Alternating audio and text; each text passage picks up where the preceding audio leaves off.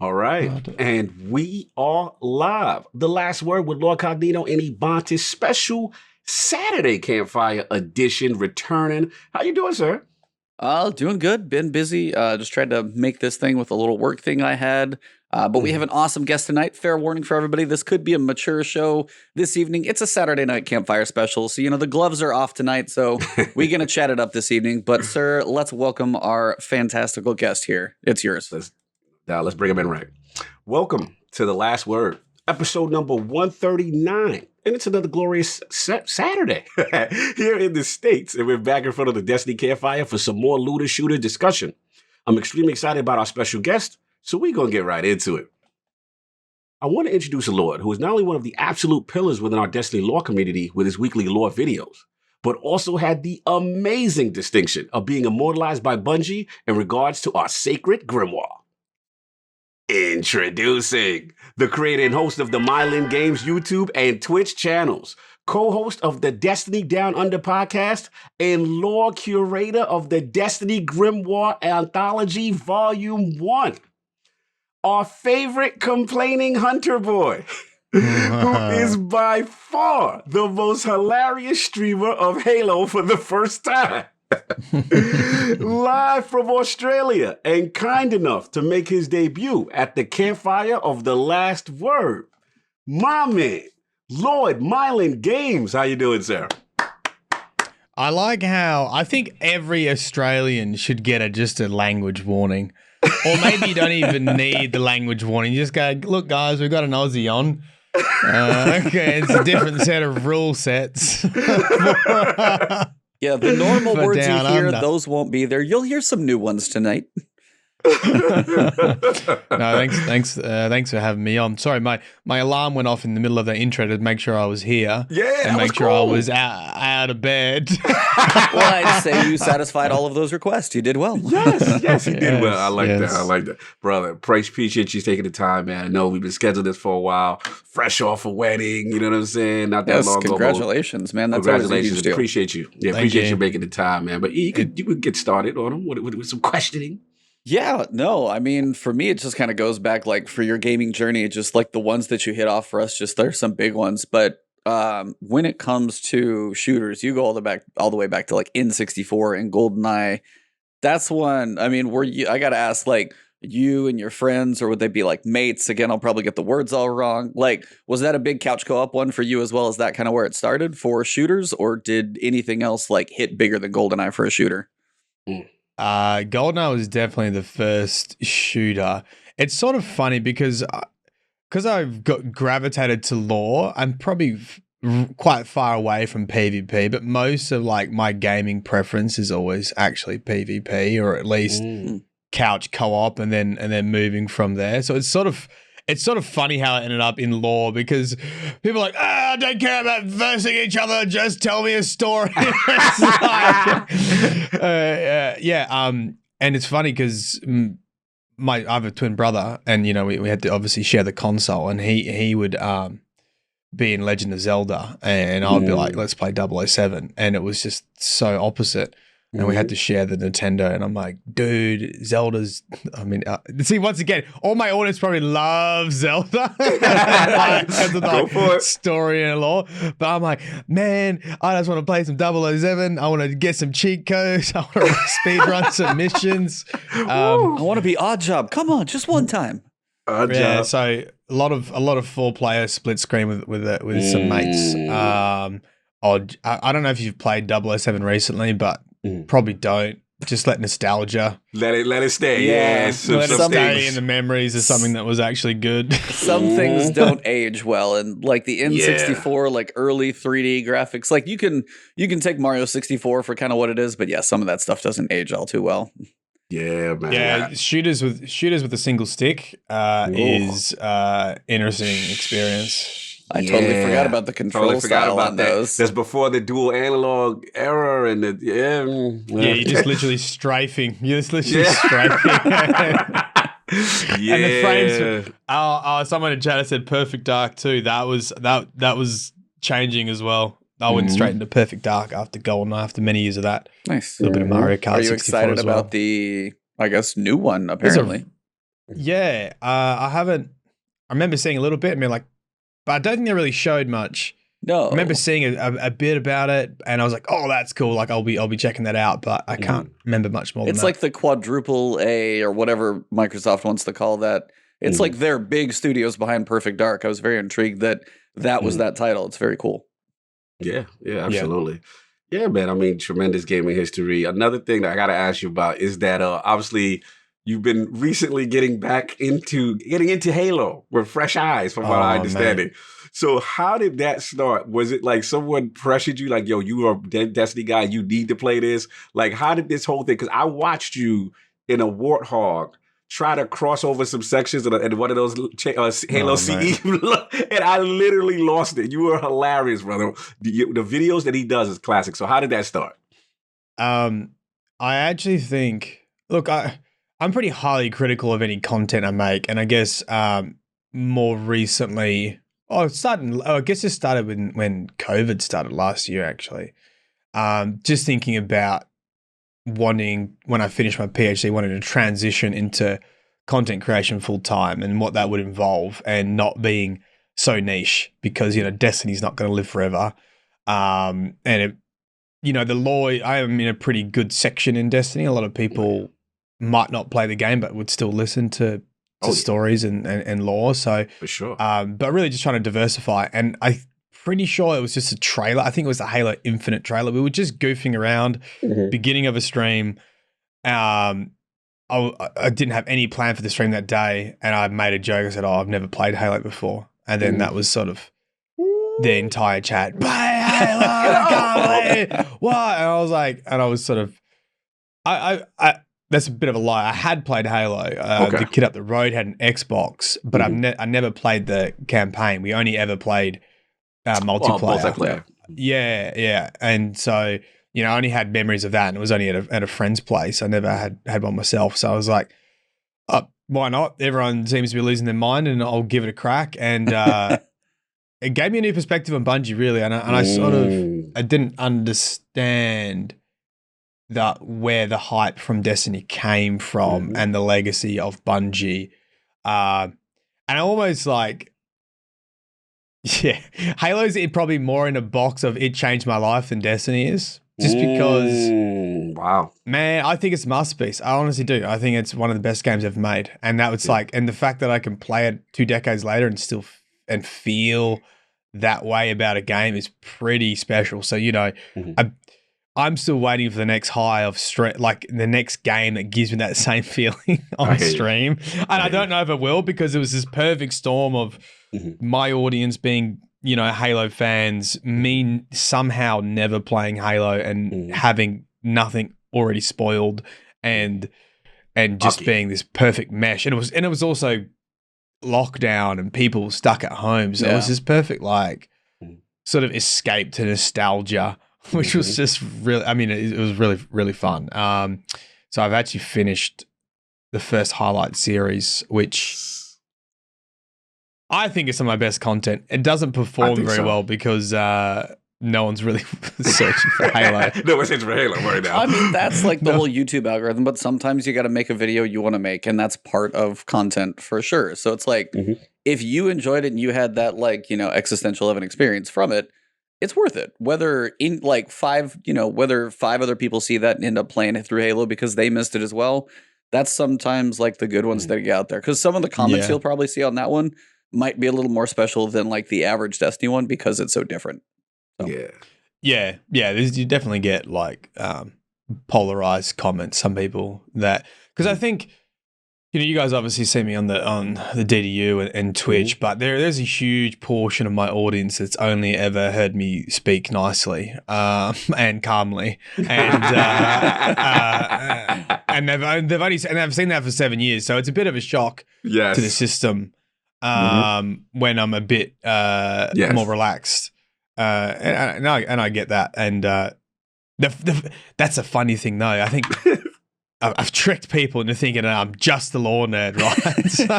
That's what it is. That's what makes it so great. Like it's this again. There's a big section of people who only know you as the smooth, calm lore master who gives us these great stories and these great imagery. Shout out to Game and Trap because I love what you guys do together too. Oh yeah. And it's like it's so cool. But then it's like you see you unleash, especially PvP on Crucible, and then with this Halo series, it's so funny. And shout out. Your sound effects, whenever you make a mistake, is hilarious. I love that little squeegee noise that you do. Yeah. Classic. I love all the little things you throw in. Like you have fun with it, and it's a personality that a lot of people don't see from you. They just think you're just some, always quiet, cool kind of guy, and it's kind of fun. You know what I'm saying? Well, you've got like the radio podcast voice. Just throw it on in the car and be like, I'm chilling, like good vibes. Switches over to the next video, and you're like, what is this? yeah, that's true as well. Sometimes, in a good way, a lot of people say they listen to my videos to relax or to sleep. So I can imagine that next in playlist is probably not conducive to getting a good night's rest. But that's they really had where it started. nightmares during that section. They're like they all of a sudden wake up and they have a feeling to play Halo. That's where it all started. Really was trying to diversify, not only on YouTube but also on Twitch. And honestly, Halo was a gateway for me because before that I was still pretty reserved on Twitch. I think I was still trying to fit into the Lore Master box. And it was pretty draining because it was just a constant barrage of lore questions. It was like, someone would just come in, wow, tell me about this like obscure theory on Oryx or something.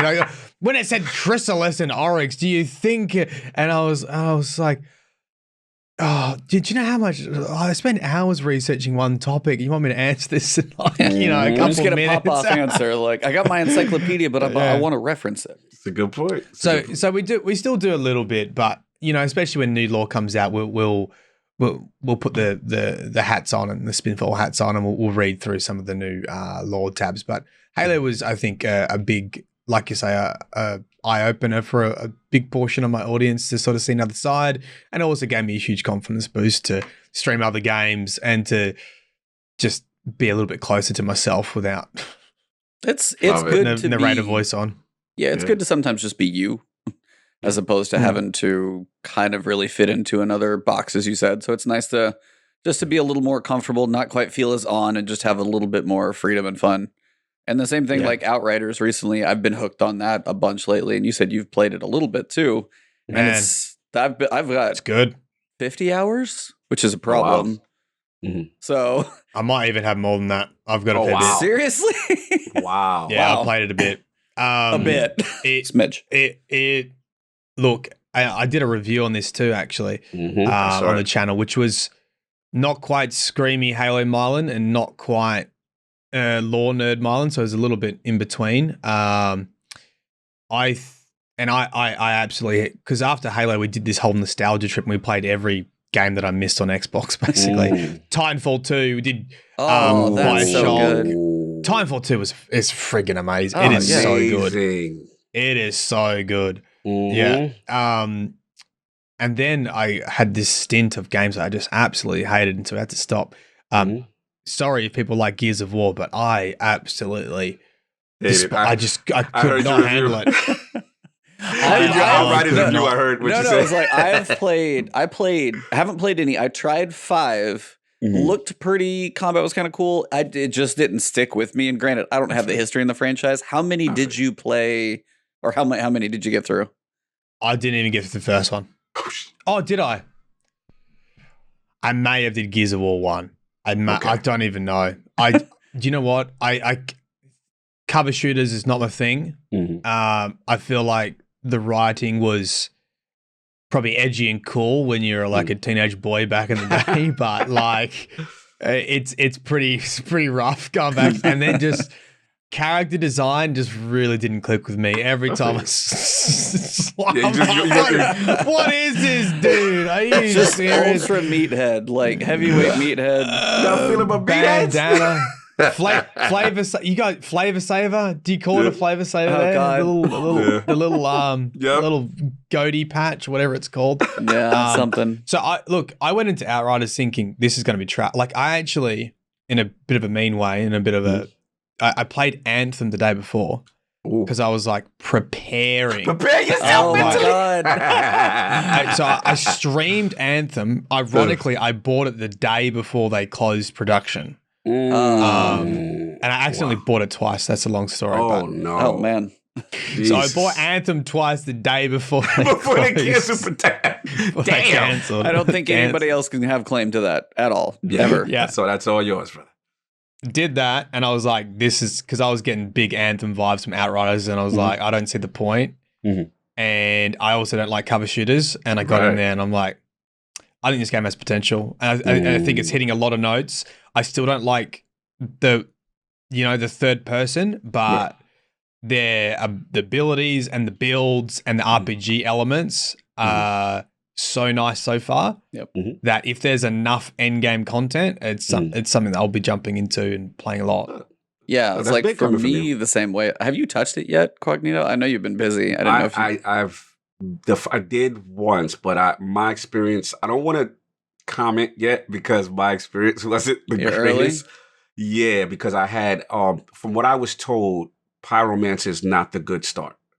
And I touched Pyromancer and I didn't have the greatest time. But one's got a specific style. So everyone's told me Trickster, Devastator, do those and then try again. And my time was very limited. Yeah. So I don't want to comment until I really touch it, kind of thing. And here's the thing I think that'll put people off is the story does have flavors of Gears of War. And I think if you take it too seriously, like my first an hour, 2 hours was like, this is so trash. And I was rolling my eyes and I'm trying to be nice. And I'm like, I'm really trying to be nice. And I don't, again, not to, cut you too much, Mylin. It's the issue I was having, or at least on console, is like the game is 60.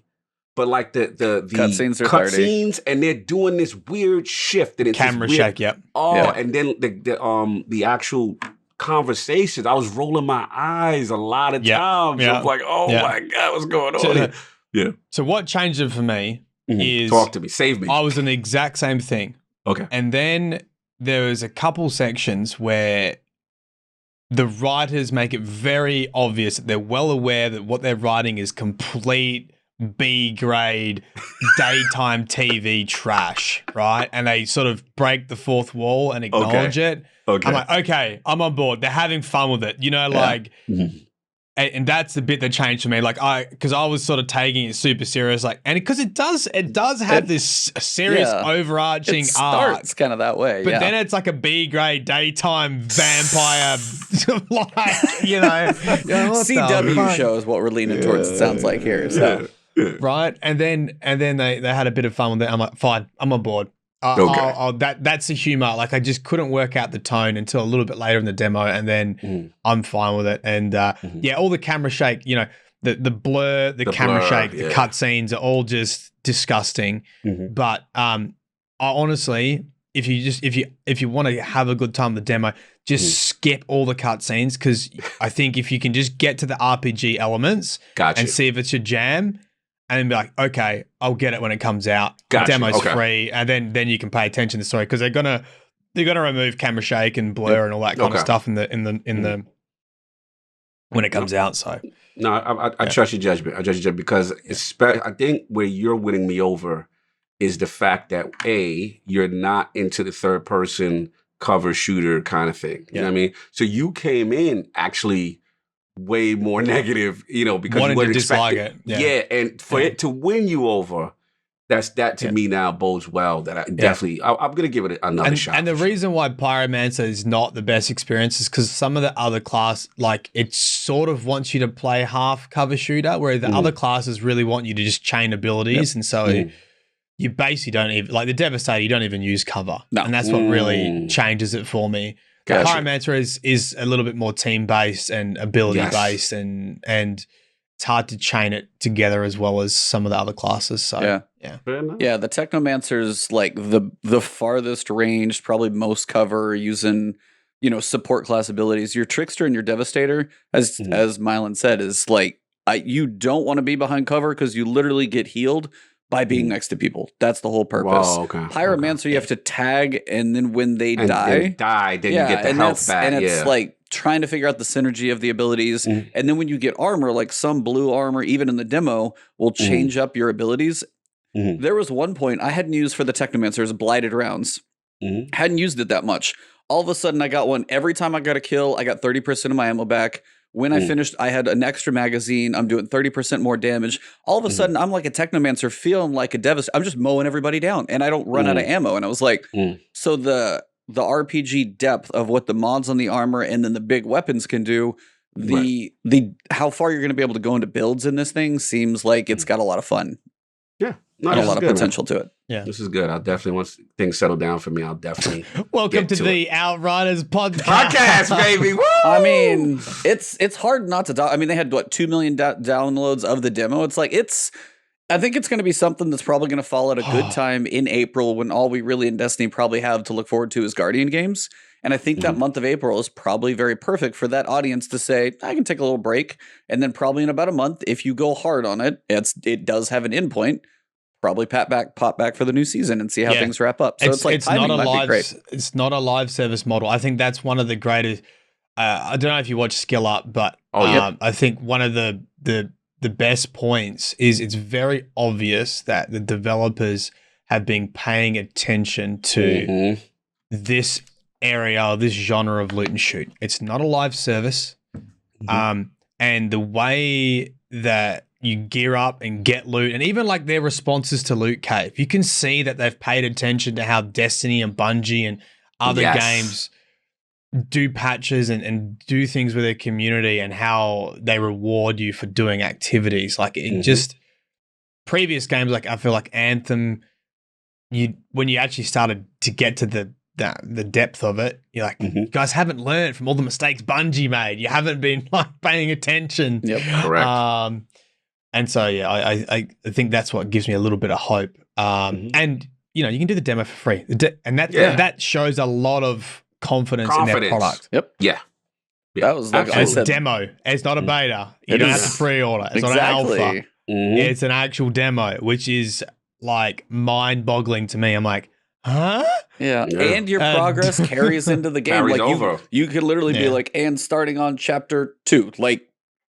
I think that was one thing I said too, is like there's a point like why I was excited about the game. The depth, the RPG, the classes seem cool, but when they're like, here's the game, this is everything that's in it, it's already baked in, you're not waiting for like patch 1, patch 2, it's basically done. And then their responsiveness, as you said, to the demo, they've already patched the back end on the server. There's a patch coming with, as you said, the motion blur to the demo they're patching, and the demo doesn't have an end date. I don't know. I've enjoyed it. I'm probably going to have a good solid month's worth of fun. I've already got way too many hours, so I'll shut up. This is good, man. Sorry, we hijacked it. No, dude. Welcome to the Outriders podcast here. I never know sometimes, because this is how we run our podcast too, and we just make a joke. There'll be someone in the comments who say podcast starts at this time, and that's us. Oh, yeah. We're tangent, if we go off, brother. But it's fun. It's fun. You got to have stuff like that.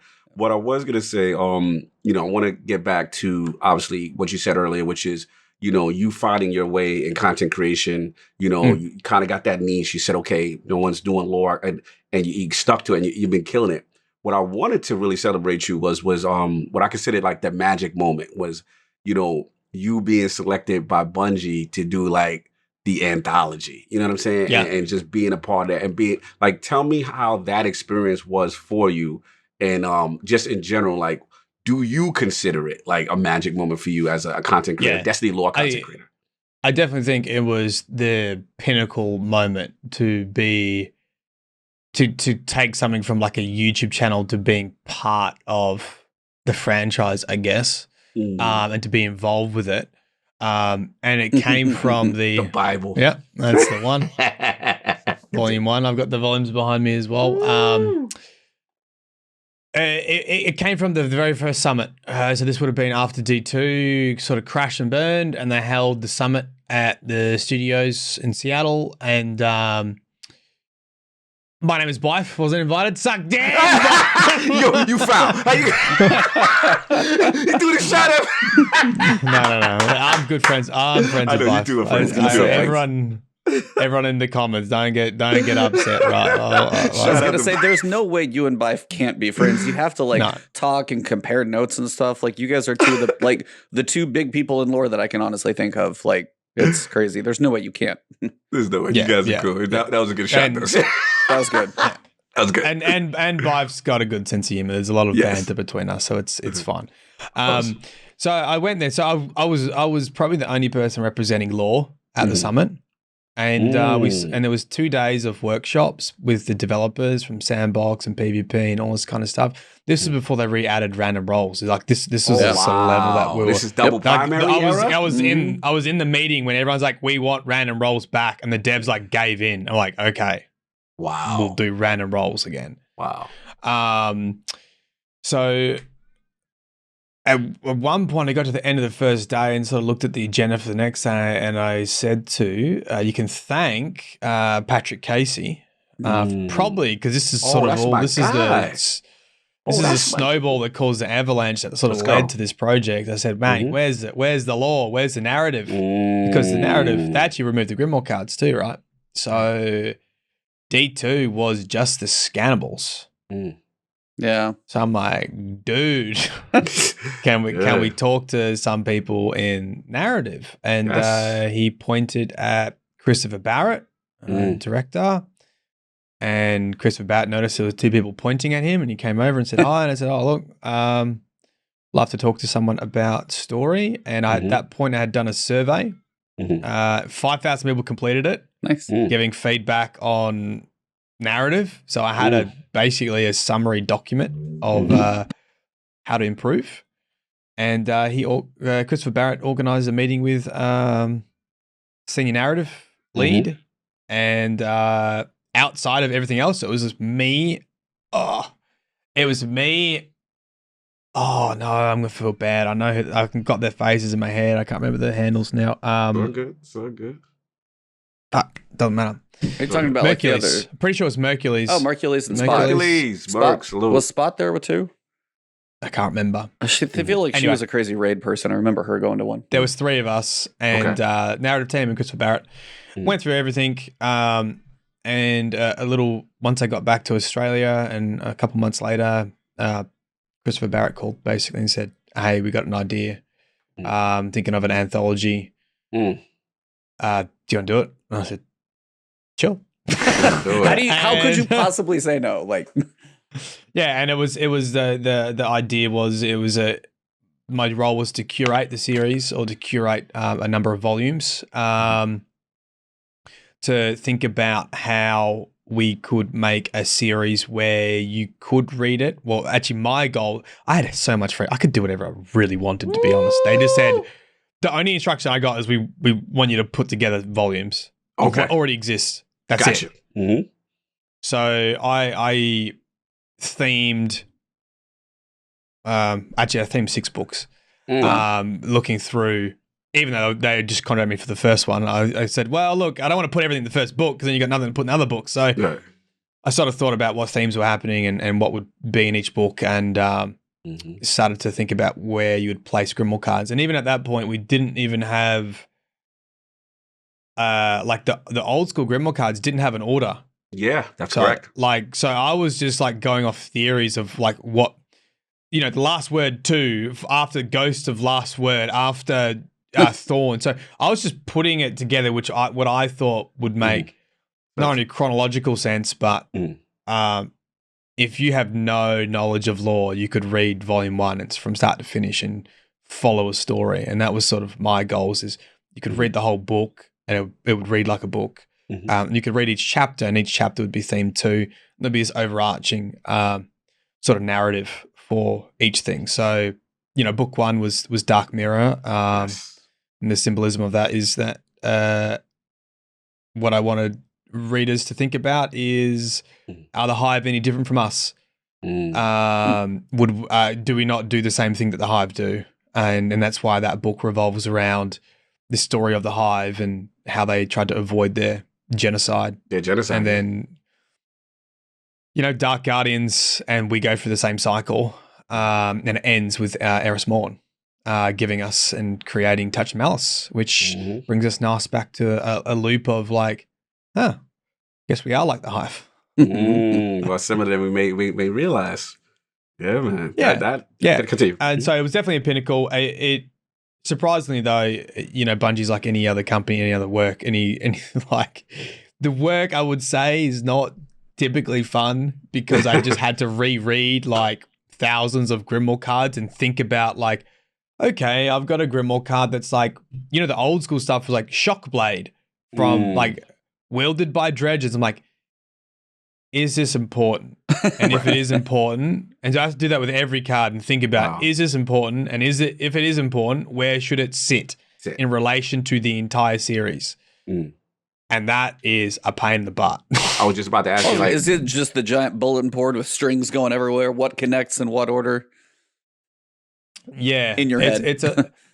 It's a little bit like, it obviously got easier and easier because now they've got books, right? So now like, it sort of broke the back of it with volume 1, 2, and 3 because it includes a lot of the original stuff. Right. And now that they have books, like I think eventually it probably will just be a collection of their lore books now. Right. You don't need to change it up. You just need to decide what order you want to put them in. And that could be a little bit confusing, but to go through the old stuff was challenging. But one of the really rewarding parts is they also just asked if I would give any direction to the artist, which was fucking super cool. So like I put little footnotes in or comments on the drafts just saying people would love to see Oryx versus Akka. So I'll just highlight the paragraph that described it. And they basically like, because it was just me and the products team. So it was me and like 3 other people, and they didn't have any background in narrative lore. And then eventually, when it was all sort of finalized, it went to narrative. But for the most working part, it was myself and the products team who were more about how do we print this and the logistics of it and like an editor and stuff to get the formatting and all that kind of stuff right. And so I just had all this a lot of freedom in volume 1 anyway. So I think nearly all the images in volume 1 were things that I recommended that I thought players would like. You got to draw like Akka fighting Oryx. You've got to draw the 3 sisters. Got it. It's one of the opening images. You got to draw like one of my favorite scenes is Dredge Yor being corrupted by the witch.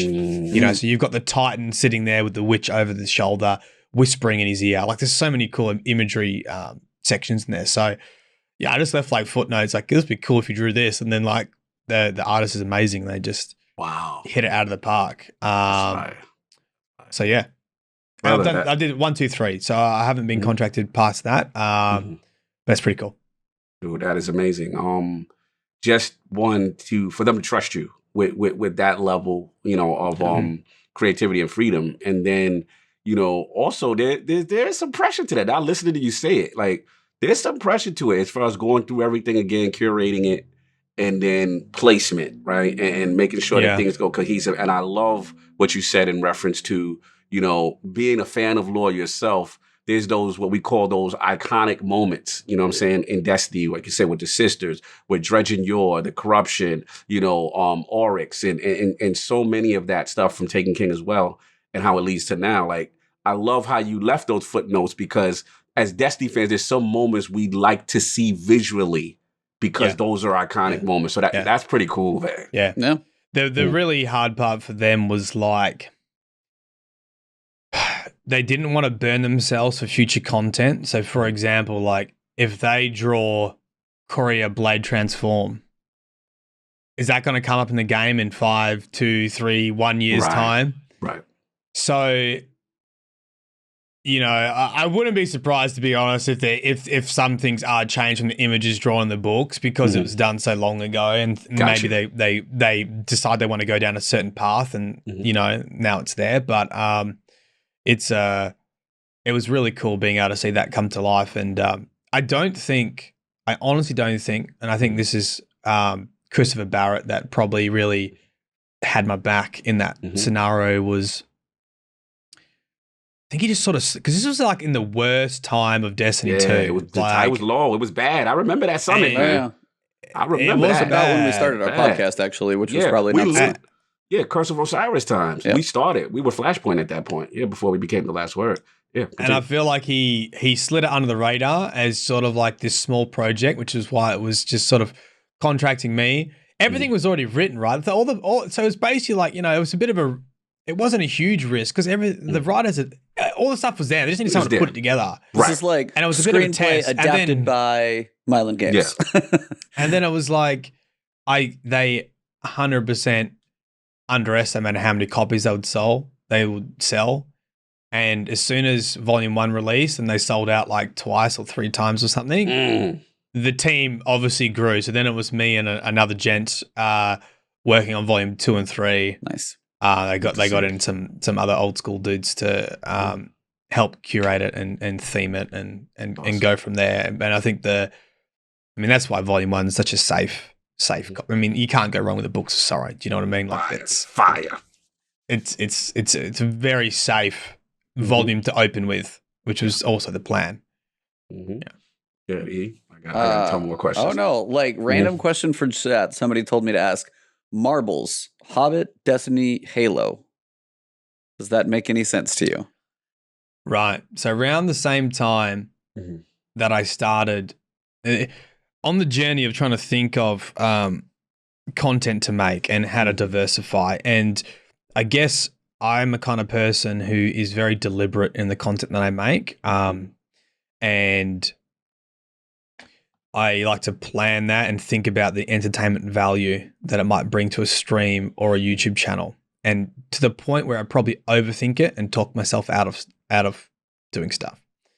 And because Halo was so instantly successful streaming it, and it was like I didn't plan it, I didn't think about it, I just did it. Right. So I took that mindset. I was like, you know what, I'm just gonna do stuff. And I think someone pressured me or said, do Marbles Race. And I was like, I know what you're talking about. Marbles Race. So we did a Marbles Race. And I thought, well, we've got to give you something, right? And when I very first started streaming, every time someone subscribed, I used to tell them a lore story. So, like improv. So they would just give me a topic and I would tell them a story. So they would say, oh, I love Shax. Okay, so I'd use their username and I'd be like, I'll tell a story, and it would be like the story of how Shax broke his horn. And it was this person, right? They had a fight. They snapped his horn off. This is the unknown lore. So I would do that. That's so cool. I thought, all right, well, we'll do a Marbles Race, and whoever wins, I'll tell you a story. And similar to Halo, it ended up being like just the most random thing, and it was like people love it. So we've basically got a book, and I have it transcribed now. It's an electronic book. And I think we're up to like 300 pages of just custom stories, like Marvel Universe kind of just there's Halo, and I use a Lord of the Rings soundtrack because I love Lord of the Rings. So I actually every person starts off as a hobbit because I was making fun of my own subscribers, saying that like they're all these like absolute massive lore nerds, lore hobbits that like sort of come in hunched over to the stream and like. So I did this skit where I was wearing like a hood and stuff, and it just ended up being this joke about all my nerdy subscribers being lore hobbits, these underground cave dwelling, tell us the lore, and this is a lore story. So everyone starts off in this fictional world, and we've had people embrace the darkness. We've had people piloting pyramid ships. We've had people beat Shax. It's a bit like Dungeons and Dragons now. This is sort of universe we've been building. That's awesome. And so that's awesome, brother. Yeah. It's pretty fun. So that's what he's talking about. Marvel's Hobbits, Destiny, Halo. Well, shout out to Aaron and Kill with the awesome question, Cognito. What's the question? I'm saying, no, that was the question. Another one. Okay. Yeah. No, that was a great question, Aaron Kill. Yeah. Salute to Aaron Kill, man. He's hilarious. Yeah, man. I mean, two things. I'm a big. I feel, this is my opinion, like now I feel like the narrative has been in a good place and it going in the right direction in game, right? And this is one of the things, I know the Destiny community is not happy for the most part with certain things of the game and the grind aspect and the reward structure. We know what's wrong, right? We know the trial stuff. But the thing that I think doesn't get enough credit is I feel for the first time they've had this nice narrative flow, usually going from season from one piece of content to another. And I want to know your opinion. Like, do you feel narratively at this point that Bungie's in a better place? You know what I'm saying? From a continuity to telling the stories and just in general, especially now what's going on, Season of Chosen, Caiaitl, this whole thing. Because the last point I'll say is that, for me, and I will die on this grave. Me and Paul Tassi went at it one time, but he agrees with me, is that I forgot what season it was, but it was the season that we learned, when it was Shax, Osiris, Saint 14, and it was the Devil's Ruin quest, and we got this great audio lore, and that's when we learned about Shax singing the song that ends up being an evil song, when as far as the song of Savathun and stuff like that. But it was those type of interactions, and what I like that they're doing, like when you see the Caiaitl, Season of Chosen stuff, and we have now Crow, Saladin, all these different major players narratively, using voice actors and telling the story, pushing it that way. Do you feel this is a good direction for them, or do you feel like, hey, it's still room for improvement? How do you feel narratively, Destiny, right now? I'm just gonna pop in and say that's definitely not a leading question. Leading the witness here a little bit. I prefaced it by saying my opinion is, but then what do you think your opinion is? I think Beyond Light got it pretty spot on. Okay. Because they introduced a lot of voice acting and dialogue. I think there's a huge portion of people that skip through text. And I still think there's a huge portion that's obviously of the story that's hidden. So you have to have other mechanisms to tell a story. Destiny, I don't think will ever be the pinnacle of in-game storytelling. However, they do a really good job at placing things for you to find if you are interested later. And I think the main issue with Destiny is, it's not even an issue, it's a discussion point, and that is accessibility. Is it okay to have a game that you have to go and read a book to really know what's going on? Like, is that, and that's what I think that's what Destiny probably is right now. Like, if you don't go consume YouTube content on the lore, or you don't read quite a hefty part of text, you probably don't know what really is happening. And so it's not necessarily a bad thing, because a lot of people dig that because it provides opportunity to enjoy their game whilst not playing. A lot of people read Grimoire cards, read lore tabs on their lunch break. They'll listen to a YouTube video whilst people listen to my videos whilst driving to work, on the train, on the bus. So and they get to experience Destiny while they're not playing. And then when they get home and they do play, then their experience is enhanced because they understand some of the story. But the discussion point still is, do you like that? Are you okay with that? Right. Because I don't think we're going to get that narrative in game. I think the big releases like Beyond Light. I think Beyond Light was a reasonable story to follow, but the real juice was in Deepstone Crypt. The Beyond Light campaign was all about Eramis, and it was a fine story. Right. It was a fine campaign, but the real meat and potatoes was Deepstone Crypt and Clovis Bray, and you couldn't get hold of that unless you read the collector's edition. So, how do people feel about that? And I think that's probably more of the discussion than anything else. I got you, but I don't know how I feel. I don't know how I feel about it either. I put pressure on you. Like where are you at? Caiaitl now, this whole thing. How are you feeling about this? So the irony is, I need it to be difficult because that's what makes my channel successful. That's the irony, right? Yeah, because people come to the channel because that's a good point. They don't know what's going on. If everything is laid out in game, you're like, why do I need to be here? That's a good point. Yeah. That's honest. Yeah. I really enjoy Caiaitl coming back. I think drip-fed story loses a lot of momentum. And I think people lose they lose the passion to follow the story along when it's once per week you get this story segment, and especially when the story segment, I mean, these segments we're getting holograms with a bit of voiceover and mostly text. Right.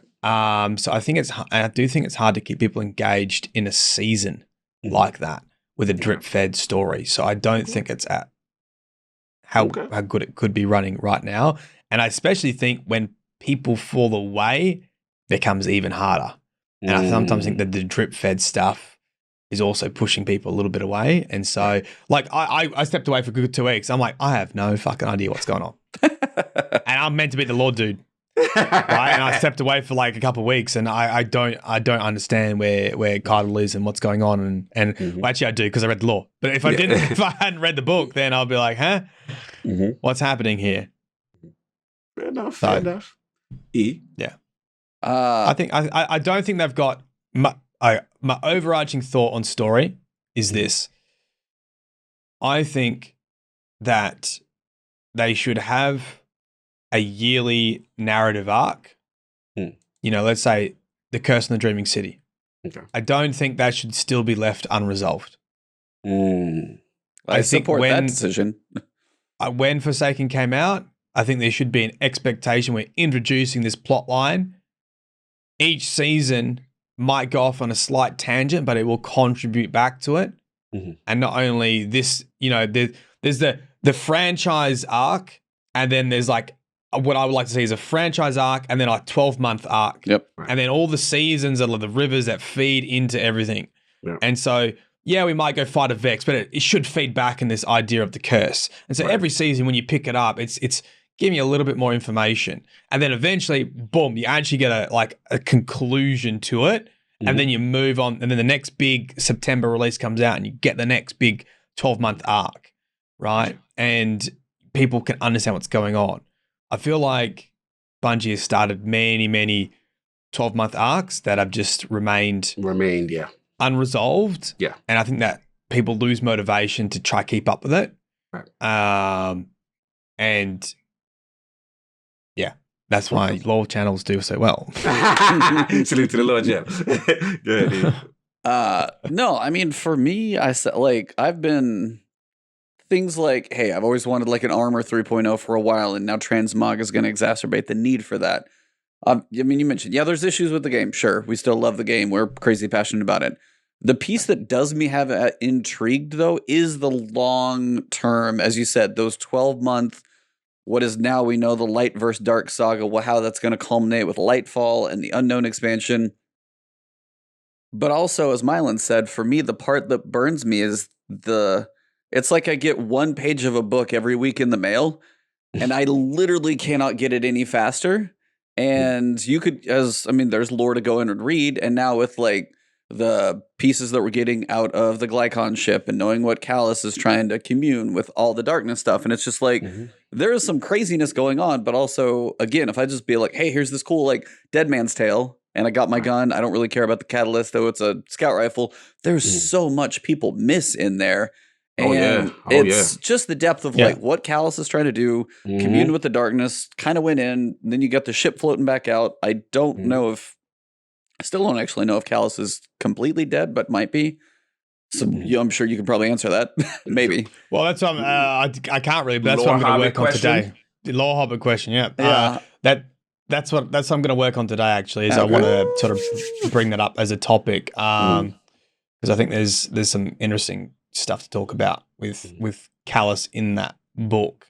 I sometimes think about if I wanted to improve narrative, or at least I think accessibility, to story more than improve narrative, because you know whether you like a story or not, it's very subjective. But I think it's more objective to think about how people access it, and I think what would make my channel be less relevant, which would make it more relevant to people story-wise. I would love for a playlist, and this is so much work and so much money, but I would love for you to be able to go into your audio options, drop everything down, select the lore book, and they've got, I would love Stephen Fry to narrate it. They've got someone, right? And you go, you know what? I want to listen just like a codex in like Yeah, Mass Effect or brother. whatever. Oh, you just wanna, stole like- my thought. I was just about to say that. I hate to cut you because you're on fire right now. That is why Mass Effect is beloved. Because of the codex, and then you read and you learn about the races through a narrator, and in certain different points. Continue, Mylin. You on fire? I've been wanting people to do that. I mean, just imagine, right, that you could make a custom playlist of narrated lore pages or lore books whilst you do your bounties.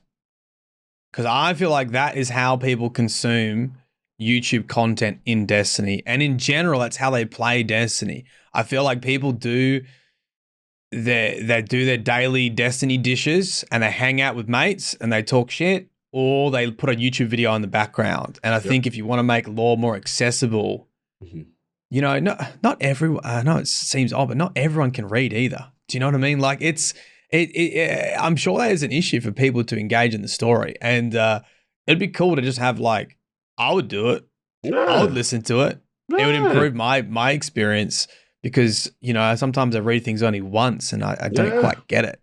Get the context. I mean, if they slowly like started, if they could use like you could honestly, as Bungie, like put those out as like a podcast too. Because I mean, as you're saying, to like take the audio, but if they already have the voice lines anyway, go make them accessible out of the game too. As you said, if you want to drive around and be like, I want to hear about, you know, Caiatl's book that's going on this, then just pop it in your car or something like that. Like I feel, but yeah, I will say one thing with Beyond Light I did really like. It's like the idea of listening to the books that are in game. I couldn't think of a better way. That's like perfect. The one other piece I really did like that Beyond Light did that I haven't seen much of, except probably went from Destiny 1 to Destiny 2, is the bit of storyboard. Kind of animated storyboard is the best way I can describe it. When you go and it's showing kind of more the history of the fall. The way they did that, like throw those in bits and places. Now I don't know how expensive and how hard they are to create, because I know artists can do it, but it could still be more, you know, done in done as more of a sketch as opposed to like a full render. I think that I actually put that as, I actually said that to the narrative team. I said, send them some feedback. I was like, I think these are a great use of resources because they can't be too expensive, because Gamma Trap and I did one for a promo and it took us like 2 days. Like, shout out to Gamma. So like, Gamma was great on here too. You guys are awesome. you can do it. You know, it's literally charcoal paintings, but you know, digital charcoal painting is just an effect they're using with like ink blots, After Effects with voiceover. The voiceover is probably the most expensive part. Like I would say. Even Ghost of Tsushima did that. We like, right? With the Legends Tales in Ghost of Tsushima. Yeah, exactly. Same thing. Yeah, the Legend in Ghost of Tsushima. Those were so, because you got like you got so much more depth on those, like the tales, the way they did it. It didn't take that long. You got a cool idea, and you're like, now I know what's going on. No, that piece when they did that in Beyond Light stuck out so much as something of they could explain. Maybe they do that stuff towards the end of a season. Like once we get the full story of what's going on with the Glycon, you know, and maybe it unlocks in the game and you can be like, hey, here's the history of this ship. And you could go watch 2 minutes or whatever. It wouldn't take that long to be like, this is what happened. They went in here. Calus messed up, tried to talk, pop back out, kind of dead. We don't like whatever it is. Like that wouldn't take too long. And somebody could be like, hey, do you want to know the history of this? Here's a quick storyboard thing. Cool. Like that's in game, I think would do. And they wouldn't have to go, as you said, the lore books that you do. Obviously, because I want you to keep your job, like that deep type stuff, like still takes a little bit more effort. But some of like the higher end stories of what's currently going on, I think that'd be a nice way to keep some people a little bit more informed. Well, I think like this is sort of what I'm saying before, is it's the accessibility, and I think resources should go into those hooks. How do you hook people into wanting to dig deeper? Because once you've got them hooked on that, your job, everything else is already there. Like all the deep lore is there, all the books are already there. But I feel like one of the areas I'm missing is like, how do you hook people in? I think those little cutscenes, those charcoal paintings with the ink, you know, blotches are a great hook. Yeah. You know, more voice acting is a great way to get people involved. Absolutely. Give me a playlist where I can have it read it to me. Now I'm like, because once it's read to you, well, then you're going to go seek information, because you don't get the answer yet. You get the information becomes available. And then now it's like, all right, how do I actually Yeah. You're either going to start piecing it together yourself and talking to friends about it, or you're going to go start watching videos, or you're going to start being on forums or Reddit or whatever. I agree. Yeah, I'll let you go because I know time's limited. I could go crazy right now with him. No, I mean, I feel like we're just having. If you got one, go just off the top of your head. No, I mean, he's on fire. Just your personal, favorite characters in the lore, or just moments where you felt they've executed really well. Like a top three lore moments list. Is that what you're trying to get out there? I always struggle with this. I feel like I feel like when I write a lore script, it's always my favorite lore script for the time. That's probably what you're most. I do it. Yeah, it's what you're most fresh into. You dove into that. Yeah, and then I'm like, I hate it because I spend an entire day or 2 days. And I must have some sort of wipe in my memory, and I just get rid of it. And I'm like, huh? What did I say? And people quote me. I'm like, I don't remember saying that. I don't know. I honestly, like, I'll need to open up my videos and have a look. Like I said before, I think some of the scenes that really stand out, I do think is some of the Dredgen your corruption with the light and the wizards sort of whispering in his ear was one of the things that I really enjoyed. Keep talking for a second. Let me bring up some stuff. I knew I should have. I knew this. You know what? The creation of Touch of Malice is also a really cool one that I really enjoyed. I think the delivery of Touch of Malice was. I like the idea of exotics being interwoven into this overarching plot, and then you get given it at the end, and it just makes it seem that much more powerful. And I think Touch of Malice is probably the greatest exotic in regards to lore. Yeah, maybe you got Thorn and Thorn. They've got those trilogy of like D1 guns that were just so cool, and I don't know if anything's come as close to them. Galahorn. You think about Galahorn. Touch of Malice, Thorn, Last Word, like they were just so interwoven to so many stories that it's like. Fair enough. Those are good choices, man. Those are good choices. Yeah. You got you. What are your favorite ones? You tell me. Yeah, I was going to say. Maybe I can criticize it. I'll let E start, then I'll go. Part of it is just when you go back to, I guess for me, the fact that I haven't ever gotten into lore as much in a lot of things just because I haven't spent 7 years with a whole lot of things. So getting into, it's like the more you're like, okay, I want to know a little bit more. I want to go get the history. And when you get in truly like what the Hive started as to become, to work with the worm gods, to just almost the creation of the Hive, the depth that, for one, that Bungie put into it, but also even just when I think back, it's like I have this weird special place for like Crota's End Raid just because thematically it fits the Hive and like the kind of frenetic nature to them. And then when you go learn more about them, you kind of understand more about the power vacuum that happened in Oryx. And there's so much there. For me, it's always been like the Hive have been cool.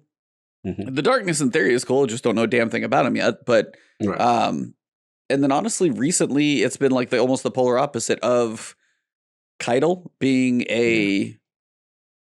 not a partner in all of this, but not Gaul, like the opposite of Gaul, to see that like somebody who's willing to talk and aim guns, but then not fire and back off. And then it's like the same thing. You dig in, you realize what happened to their world when you get a little more. So there's just some cool, like the enemy races is like, yeah, we're Guardians. We have kind of a cool history, but like the enemy races, both the Cabal, as I've learned a lot more this season, which has been really fantastic because I feel like they've been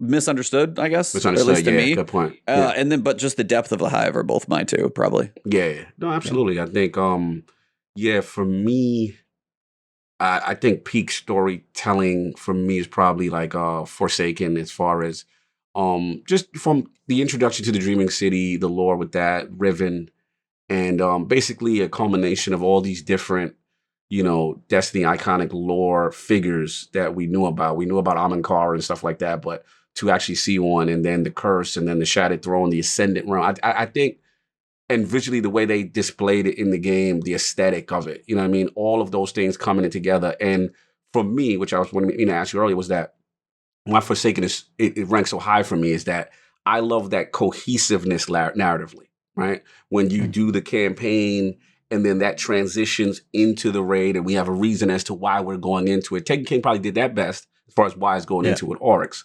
But what I felt where Forsaken then take it a step further is, okay, first time you beat a boss and then, okay, now we're delivering. We have to take Riven's heart out to do the Queen's Walk and stuff like that. And then the cycle of the curse and then the world being affected afterwards, right? True. So, they didn't resolve that part yet. But I do like the fact that it was just cohesiveness, that narratively, you went through it. And I think that to me is them probably at their best. So it kind of broke my heart when they said that, we're not going to ever get anything like Forsaken size again. Yeah, I agree. I think Forsaken's pretty close to like the blueprint of if they resolve the Dreaming City like 6 months later through like the seasons, I think that would be the blueprint for how to deliver not only gameplay but story, raids, how that all ties in, exotics, all that kind of stuff. Couple other. So I just had a quick look through my videos. Let's go. Just recently,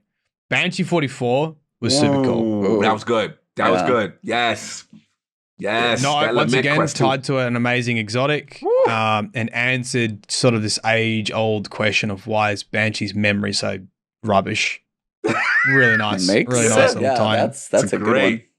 Great. Clove, I think they did an amazing job with Clovis Bray and Deepstone Crypt. Woo! I think we always knew they were a dodgy company and a big corporation just manipulating and doing whatever they want. And I think they did a really cool job with painting a picture of,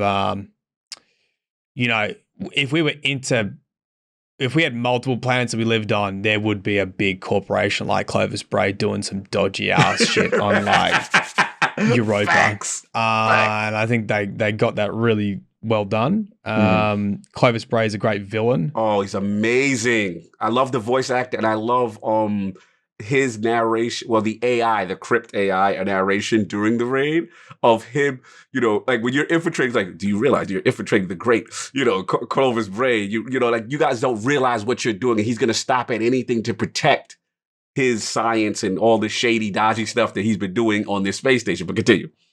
Yeah. So I love, and then finally, I think one of the best fight scenes in Destiny was, Felwinter versus Shax from memory. I think it was Shax. Telling a bit of the backstory of the Iron Lords and how it was Felwinter and Shax, right? It was Shax. I don't remember that fought Felwinter. Pretty sure. I can't even remember now. I remember. Damn, I'm messing up now because it was a fight. Yeah. I'm trying to remember that. This is when we discovered the whole. He was. It essentially Rasputin's son, and Rasputin was tracking him. I can't remember specifically if the fight was Shax's because it's been a while since I read it. I'm pretty sure Shax knocked Felwinter's head off multiple times, and it was one of the best fight scenes ever. So there's some more recent examples. Okay, good man, it's good. Look, great stuff, brother. Great stuff. Got it. You got one? Go. No, I mean, I pretty much went with that. As far as the I said the chat, Shaq's beheading him like 53. So yeah. The chat agrees. Yeah, for sure. Shax just backhanded his face off. Gamma Trap did some really cool art of Shax just doing this backhand and just ripping off Felwinter's head. It was. That's kind of. Well, here's a good tie-in. Actually, here's a good tie into this because Outriders is. Without bringing it right back to Outriders is not T for teen, right? And and Destiny is in gameplay sense is, and but the lore obviously isn't. And I've always felt that the rating system has held Destiny back from. And playing Outriders really reminded me, this is what gore looks like. Man. This is what, like, when you destroy an alien, there's blood and guts everywhere. And I feel like Destiny has such darkness to it, but it just doesn't come through. Good point. In the game because they're T14. Yeah, That's I kind of a good point. forget Never how thought much about that. blood my shotguns have caused to pop all over my screen. The Trickster, when it uses its slow bubble, you do your temporal blade and you're just watching all these body pieces and rib cages slowly break apart. It's kind of beautiful and like just, a symphony of destruction as you watch it all go down. And then the bubble goes away and it all goes just like, and it's hilarious because in that moment you're like, it's been a while since I've seen this type of thing. Yeah. Because even like you shoot like a fallen and they kind of like wisp away and they all have their little specific deaths, but there's not a lot of blood and guts hardly at all, if any, in the game that I can honestly think of intentionally. As you said, if it's teen, it's not. Good point. Mature. I never thought about that. He's absolutely right. And that could hold you back creatively. Yeah, it's interesting how they don't get pulled up. They can almost write whatever they want and it doesn't impact the rate. Like, I mean, the Books of Sorrow is a story of genocide. It's interesting how they can be so dark in the writing and it be fine. Yeah. Maybe the rating guys have not actually read any of the podcasts. They're not going to get that far. We'll pass the ratings. It's fine, guys. Just put whatever you want in there. Yeah. So yeah, just another interesting sort of thought experiment for playing Outriders, especially with the writing. There's lots of swearing and stuff. Yeah. In the dialogue, which I always felt like D1 was a bit more gritty in regards to just the visually. And when D2 came out, it had this like Overwatch like polish to it. It's sort of like a sheen almost to a it, little and you too- sort a of little too lost a little clean. bit of the grit. Yeah, a little bit too happy. clean. Yeah. So I wanted to actually ask you, as when the state of the game dropped, obviously we know about the delay for Witch Queen. I guess it's a two-part question, so we'll get ready. One is the fact that there's the quote from one of the game directors saying, Savathun's setting up her dominoes, and then Xivu or Wrath is trying to mess with us right now. Is there anything you can even like have an idea, or what would you like to see from Savathun coming into the game that would be satisfactory to you, the way she's built up as a character? And then the second piece to continue past that, as the Light and Darkness saga has kind of a culmination in year 10, we don't know the name of. Good point. Where would you like to see this game get to / or are there certain things you want to make sure you see happen? If that makes sense. Cool. I'll start with the second one, the Light and the Dark saga, because I think this is really super interesting because that to me is the end. That's the overarching narrative arc. So what could possibly be after Light versus Dark? And I'm either skeptical that we'll get a proper resolution because, I mean, we saw it, like, we're halfway there too. Like, we've embraced the darkness now. Yeah. So how do you concur? I sort of feel like for Destiny to keep going on, the Light versus Dark overarching story needs to remain. So the fact that they're talking about concluding it, like, I would have thought that the conclusion of Light versus Dark is this is the end of Destiny. Right. I think a lot of people would have thought that.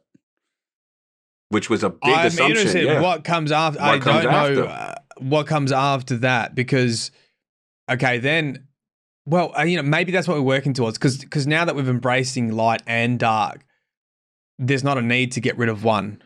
Like, Right. the whole message so far is you can have balance.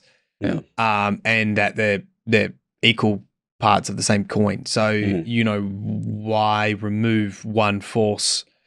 Because then there won't be balance, essentially. Right. And so it comes down to having enemies do similar things and wield light and dark powers against us. So, that could be where they're heading. And good theory, sir. but I don't know why you'd. I am honestly confused about mentioning Light and Dark Saga, because I just in my mind that's the Destiny franchise. It sounds like the essence of what Destiny is, right? Yeah. I mean, that started with the Stranger and all the questions of the Traveler. Now we know a little bit that the pyramids exist. We've seen them. Obviously, they took over part of the Sol system. That's what has me almost the most intrigued to know that I'm gonna be with this franchise for years, because in my head I want to know where it goes. Yeah. Because I'm so intrigued to know how we get from where we are, where we've dabbled in the darkness, which didn't have too many ramifications yet. Lightfall by name, even if it's just a filler name, the theory behind Lightfall losing light maybe actually being a thing, is that real? I don't know. Right. But yeah, it's like they've built such an intriguing world. It's like the fact that it's 3 years out. I'm like, I just want to know right now. But obviously, we won't. Of course. No, that's great. I mean, I agree. Like the Light versus Dark saga, that's been the overarching theme, as far as what we just know for what Destiny is. So to hear them say, like, Mylin said, the conclusion of the Light versus Dark saga, it definitely, raises questions. Okay, so where the hell do you go after this? Because this seems to be the foundation of what Destiny's built on. Yeah. And, I mean, unless it's just the pyramid ships, right? Unless they're just talking about the pyramid ship conclusion. Because we haven't really got an answer to that. Yes. Like, they just invaded and like whole planets disappeared. Right. And then we embraced the darkness, and there was sort of in this limbo. We're like, we embrace the darkness. We're fine.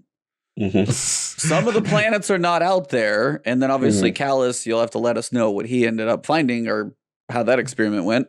But but that's also kind of the thing that Destiny tends to do is, hey, we lost part of the planets in the solar system to the quote Destiny content vault, which is fine.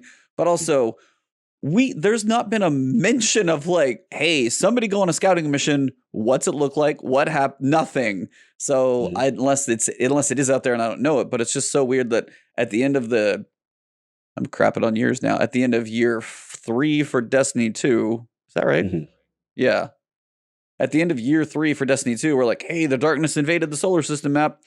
Here's a new director. No mention of it. That's some of those times where, as you said, the lore and the story in Destiny is like just killing me, because such a big event happens and then they're like, well, go to Europe and check out Aramis. And I'm like, what about the other big giant thing that just happened? Yeah. You've got to wait a while. Yeah. And that's sort of why I was saying things before about having a plan, a 12-month plan to resolve storylines that open, and you can still have these overarching ones that come through, but to keep the momentum of what they're sort of saying. No, absolutely. Yeah, I think that's it. It's an interesting dynamic, we got to see where they go with it. I do like the fact that for the first time we're getting those what I call it, I would say like a playbook, because I felt in the past narratively they wouldn't tell us, hey, this year we're doing this, and this year, this one's Witch Queen, and this one's Lightfall, and so on and so forth. So, that's a start. And it was definitely a surprise to me when I even heard them mention that. So I'm curious. And then the other thing I would like to know, if we ever get the introduction of another alien race, just to add the flavor into it, because obviously there's a lot of stories that we've already been told, and we've been getting Cabal, we've getting Fallen, we've gotten Hive, it's been there, and I'm very curious, if that's something that will ever be breached, what quote unquote the darkness race, like the all these rumors that we've heard for the years. Like, what do you think about that? I would love to have a new race added, and I think for a long time people were waiting for it to happen, and it just sort of never eventuated. And I think the standard formula will be adapt and modify the models we already have, which are the Cabal, Hive, Vex, and Fallen. Right. Like, what's the fourth one? I'm sorry. Good. Brain's kind of fried. It's fine. You're good. Yeah. I they do have quite a bit of flex. We've seen Siva Fallen, we've seen Darkness Fallen. I would like for it to change. It would definitely freshen up, just like new supers freshen up the game. Having something new to shoot would also freshen up the game. Yeah. Yes. But I don't really feel like they can do anything with any of the enemies right now and give them whatever powers they want. They just got to make up some reason for them to have it, and they can change mechanics and they can do different stuff. I would love to see something different, but I don't feel like it's going to happen unless that is a plan after Lightfall. Do you think it would be more possible with the introduction of a Destiny 3? as opposed to the plan to continue Destiny on this path of same engine, same. Do you feel that might be necessary to facilitate that? I think I feel like Destiny should get rid of numbers and just be Destiny, and it's a live service model like World of Warcraft, and it just keeps on going, I guess. It might need a reset. I feel like they're pretty close to everyone being on the same page with next gen console and PC and crossplay. Like I feel like they're pretty close. It's sort of just solidify. I never really felt like Destiny got out of its teenage years and knew who it was, you know, and became an adult. And like, yeah, this is what we are. This is what we can produce. Right. This is what to expect. I feel like they've always been playing, experimenting. Oh, we tried this model, and they never really found their feet. And I'm sort of just waiting for them to go, you know what? This is what you expect. This is what's in each season. Or in fact, you know, we can't put this out every season. You're going to get it every 6 months. And that's what it is. And we've got heaps of loot. You get the big story plots on the Septembers. Get a little bit of story throughout that, and just sort of. I don't feel like they're sort of close to their formula. But I don't feel like they've like the confidence to do it. Yep, this is it. This is what we got. Yeah. I don't know if that's just like playing on the community, because the community have just got so much hope about it. Yeah. So it's like, oh, okay, this could be it. This could be the next. This is when they got it. This is the one. We got it. No. How about this? No. That's a good point, because sunsetting's the prime example of. You read my mind. I was just about to go there. Yeah, I mean, but it's such a substantial decision that had such large ramifications, blowback from the community, and then to turn around on it so fast. Like we talked about this yesterday and last week with Travis. It's so big that I know they're a very data-driven planning company. Obviously, they literally wrote like 10 years on the whiteboard, all that stuff. So there's planning involved. Yeah. But then, of course, it's like the execution, or they didn't expect things to go quite. However things go, as you said, it's like they're still trying to figure this stuff out. And I think, as you said, and I keep kind of harping on, I would rather see a bigger, kind of like you said, do an expansion whenever they release it. They can take the time now. They're not forced to be in the holiday in September, November. Do whatever the Witch Queen expansion is, which we'll get back to in a second. And then maybe 6 months later, it's like, this is the second piece to kind of keep the live service going. It's got a bigger chunk to it, bigger amount of loot that they can put in. They've got a little more time to develop. As you said, brings a little more to the story that they already tried to get through in the first half. And then they can kind of alternate in 6 months maybe to keep the live service going. But the 3-month model, with the way the stories go, sometimes it's like we're going here, we go straight off, come back, and we're still. Some of the seasons feel like kind of unnecessary tangents to fill space, as opposed to building towards like your Forsaken narrative in the Dreaming City. Right. You had Season of the Drifter. Right. Could not have felt like so far apart. So it's like I like that idea of a through line of 12 months, however you do the timing, but make that story continue to build. I don't mind learning about other characters, but somehow you got to tie it back in. But I wanted to kind of get back and ask you, when it comes to just this coming year, like it's going to get delayed for Savathun. They're trying to do bigger overarching kind of arcs and narratives and things with characters. They said, what do you want to see out of Witch Queen when it comes to that expansion? Do you have any expectations, any characters that you want to see that you may know about that most of us probably don't? What are your hopes for that one? I think Savathun has pretty big shoes to fill. With Oryx, obviously, Taken King has huge nostalgia for a lot of veteran players, and probably considered one of the greatest stories combined with Raid, combined with campaign, probably with the exception of Forsaken. That's probably happened. You're right. At the very least, a conclusive story. Yeah. It is hard to do something. I think the issue with Savathun, it's hard to do something different because she's obviously Hive and maybe this is how they're doing it.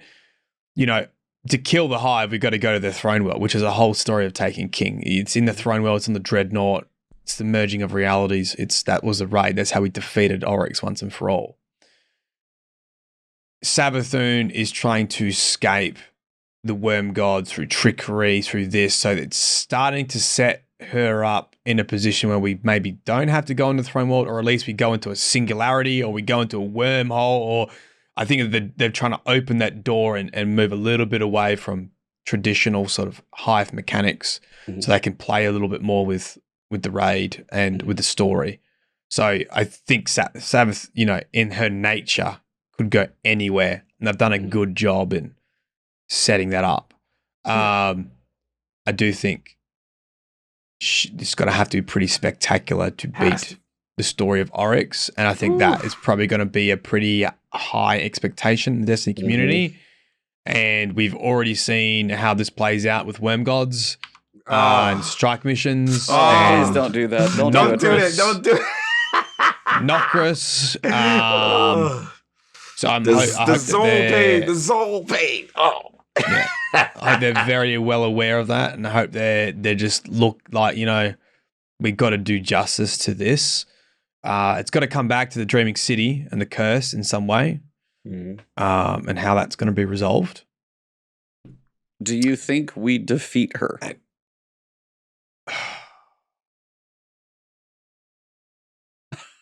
Sorry to put you on the spot. Sorry to put you out there.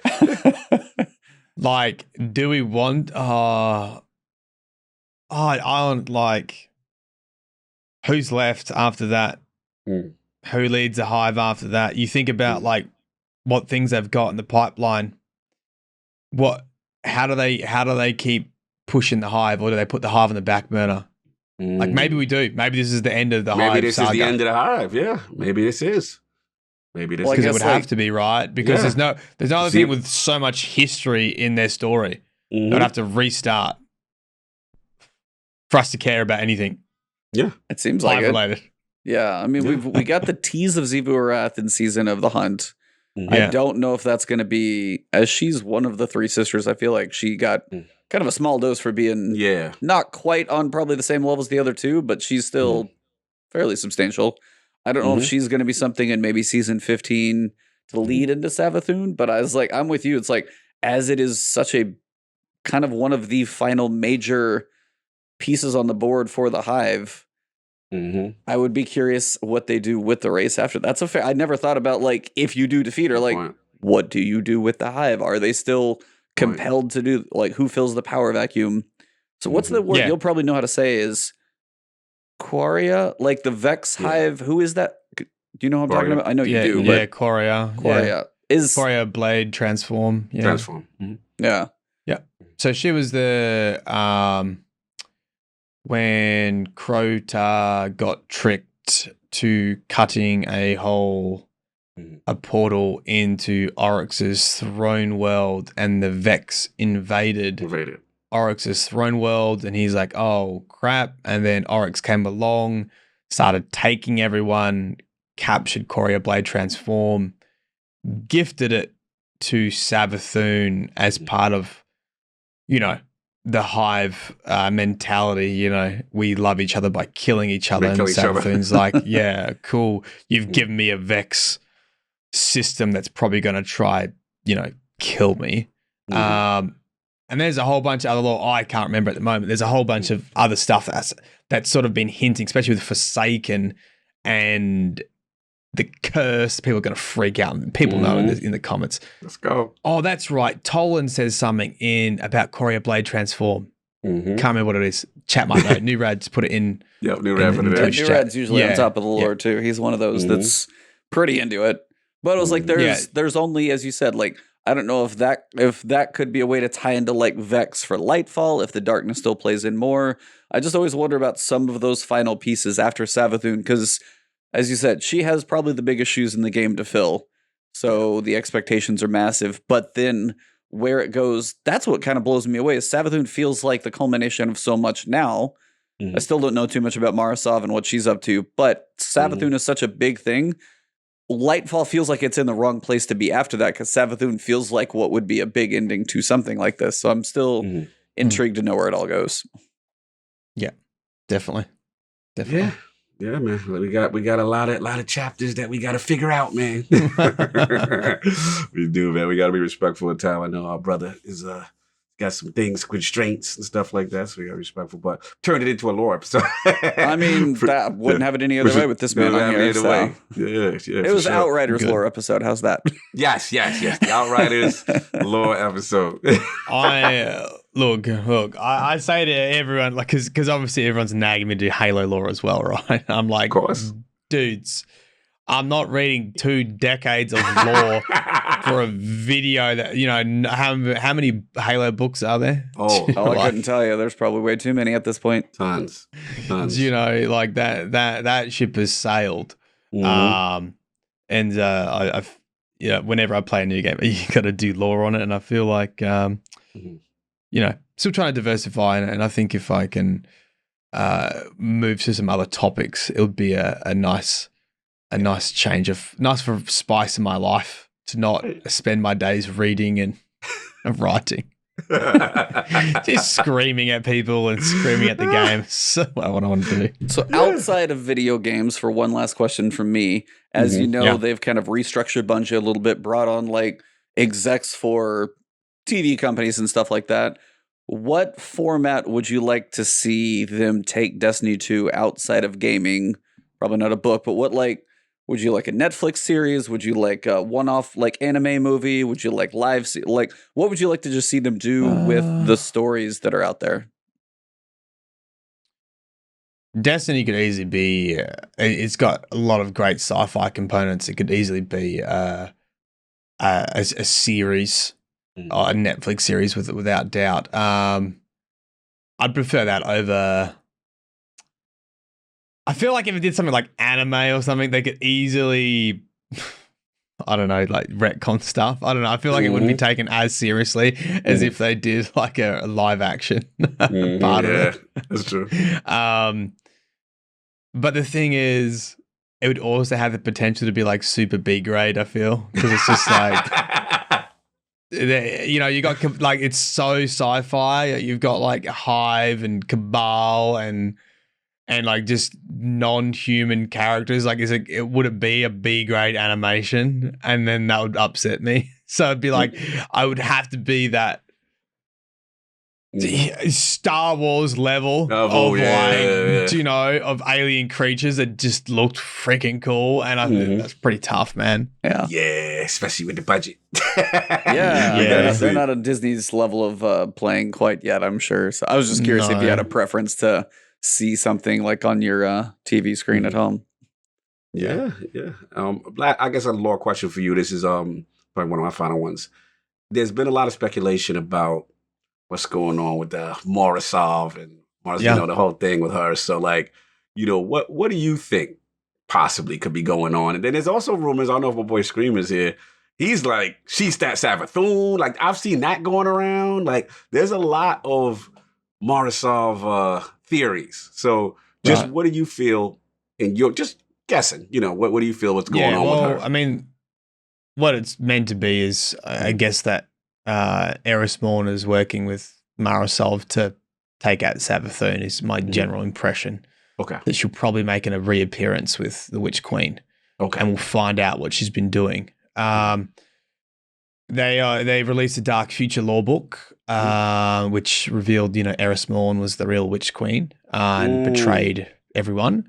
I think that's a massive red herring. It's a bit of fun of Destiny put every fan theory into that book that they could possibly squeeze in, including Eris Morn being evil. So I feel like it was a bit of a fun book rather than something we take super seriously. So I don't think Eris Morn's going to betray us. So I think it's going down that path of, and that's what she's been working out is how to take out Savathun and focusing on that threat and likelihood working with Morrisov, and that's probably all I've got.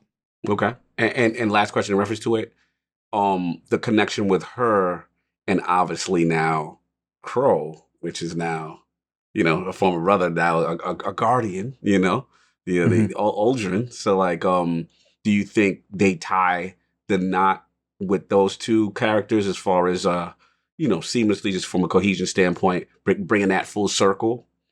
Oh, they've got so much narrative energy with the Crow. They could do anything, and I think they've actually done a really good job with Crow, going from probably one of the most hated characters to one of the characters we have the most empathy for. That's one of my moments for them. I forgot when you asked me that was him as a character. His character development. Continue. That was one of my top songs. Yeah, I think they actually really nailed that. I think that was a hard sell. And the fact they could flip an entire community to being on Crow's side with a couple of pieces of dialogue from the Spider and a couple of story points, I think is pretty special. And they obviously have a huge amount of plot line, a huge amount of string and rope to play with bringing back Mara Sov, because she's a bit mean. Yeah. She's a bit mean. She's a bit mean to her brother, at the very least, and never really cared about it. So there's heaps of family stuff they can, tension between Mara Sov and Aldrin and his character. So I hope they do something there. I don't know what it would be, but so the theme of today is Destiny is a story of family problems. You've got 5 family brothers and sister going at it. Mother daughter in Cabal, brother sister going on here. Those are the big ones I can think of real off the top of my head. So yeah, families are going to mess you up. There's always going to be family drama. Yeah. But on that note, I know we got kind of hitting our time window here, so we want to let you go. If there's anything you've got coming up for your world, as you said, videos you want to work on, stuff they can look forward to, just where they can find you, the floor is yours to let anybody who listens and finds this one. It's all yours. Right. So I'll be working on, because I don't think all the last man, Dead Man's Tale is all out yet, the book. So I'm saving the sort of full summary for a little bit longer. So next week, I think I'll release that. Today, I'm going to work on just a short video about Calus, in case people haven't jumped into that book so far. What's going on with the real Calus, and maybe a discussion about whether he's dead or not. Couple hints in that exotic mission, which you probably already know. It's just the first couple entries, but people who haven't read it, I think, will find it interesting. And then I'll be streaming live on Twitch every day except today, as was typically my day off. I appreciate you. When this podcast started, pretty similar time. Like I usually wrap up around now as well. So minus 3 hours from now is usually when I head live every day. And that's it. That's it. I think I'll see what other games come up too. So I'm always looking for new games to play and see what we can add to the channel. Fair enough, brother, man. Thank you again for taking the time. Huge fan of you, man. Huge fan of you. I love what you do in the community. Love how you deliver your content. And I like you actually expanding with the diversity of your content. It's been really, really cool. I know we didn't get a touch on Low UFC. I had to throw it at the end, but when the world was normal, I had the pleasure of having a drink with this man, and shout out to Rick Kakis and Man at Arms, and we watched Ben Askren lose consciousness in about 5 seconds, if you remember that. That was a moment I will never forget. You threw up your drink, I threw up, we're like, oh my God. It was a classic moment at GCX, and I do miss, once the world gets back to normal, being able to hang out with members of the Destiny community. You were awesome. You showed a lot of love. So much respect to you in that. And yeah, man, always a pleasure, man. Always a pleasure. Thank you. Thank you for having me. Coming Appreciate through. For sure. Good fun. And E? Yeah, for you, sir. Anything to wrap your piece up? Yeah, I'm sorry. I didn't even talk about myself. No, it's like we're just celebrating the island here. So yeah, man. First of all, I want to shout out the community that obviously, this has been an extremely brutal week for me personally, and with real life, physically coming off of surgery, and then 2 close and dear friends passing away. And it was a lot of love. Thank y'all guys that sent me messages and checked on me and see how I was doing. It was rough, you know what I mean? But we getting through. And tomorrow, as Dizzy would like me to continue ILP in the tradition, so we will do that. And we will have Jason Rano from Xbox, the director, the creator of the Series X and Series S.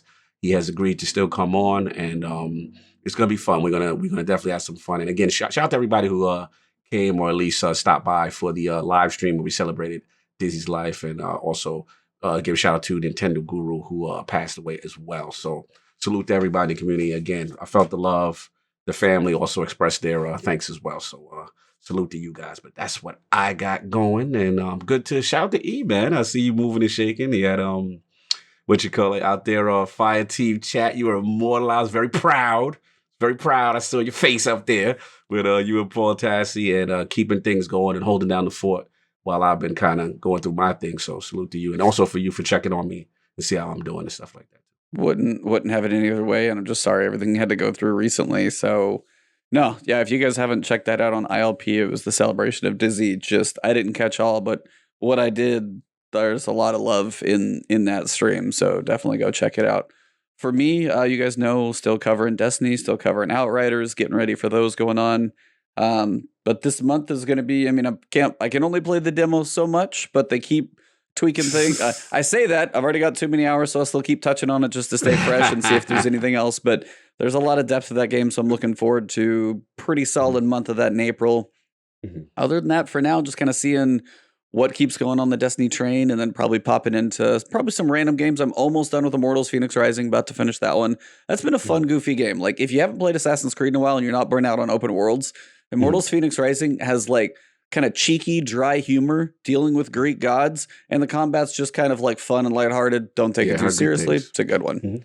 But that's all I got. I'm Ebontis. You guys can find me everywhere. ILP, Iron Lords podcast, and of course our awesome guest, Sir MyelinGames. Thank you very much. It was our pleasure having you, the pinnacle of the lore community here. We thank you for joining us on this one. But for everybody in this episode, we are going to go raid Gamma Trap. Very fittingly, he's streaming right now. So going to send the raid over there. So you guys spread the love to Gamma Trap. But for today, March 6th, episode number 139. Thank you, sir. It has been the last word.